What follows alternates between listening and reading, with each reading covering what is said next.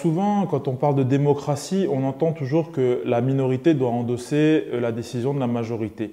Inclusive Peace, c'est aussi s'intéresser aux complexités qui permettent en fait de donner aux aspirations différentes une voix, une représentation, donc qu'elles soient politiques ou même citoyennes, mais que personne ne soit laissé pour compte.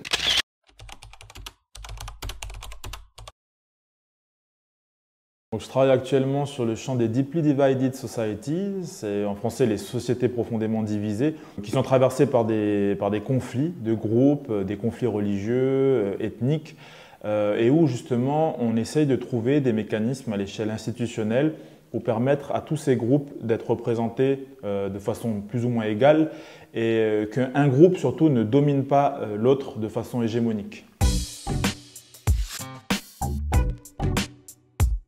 On s'intéresse justement à plusieurs études de cas, l'Irlande du Nord, Chypre, la Bosnie, le Liban, l'Afrique du Sud, l'île de Mindanao, la Nouvelle-Calédonie, etc. Et on s'intéresse justement à leur propre expérience du partage du pouvoir, dans l'optique de dresser ensuite un regard comparatif.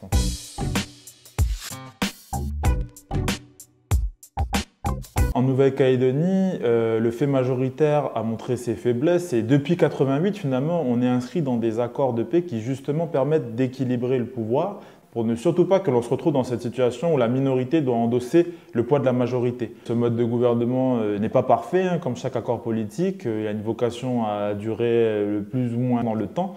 L'idée, c'est de mesurer aussi ce qui, à l'échelle des citoyens, de la société civile, mais à l'échelle aussi de la représentation politique, quels seraient les éléments à améliorer justement dans l'architecture, dans l'aménagement de ce partage du pouvoir. Donc l'intérêt de mener une telle enquête, c'est d'aller collecter au plus près sur le terrain en fait, pour ne pas se baser sur du ressenti, mais sur des données tangibles. Les Calédoniens répondent indirectement à travers des votes de 88, de 98 ou récemment des 3 référendums.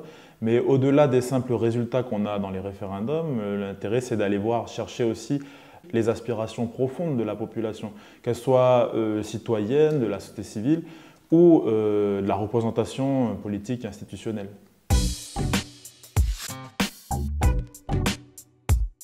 L'objet d'une recherche, d'une étude en sciences politiques, hein, ce n'est pas d'avoir une approche partisane, une dimension politique, non, c'est justement d'en comprendre les mécanismes et les rouages. Donc, c'est une enquête qui repose sur des protocoles précis et qui a vocation à retranscrire objectivement toutes les données qui auraient été récoltées sur le terrain.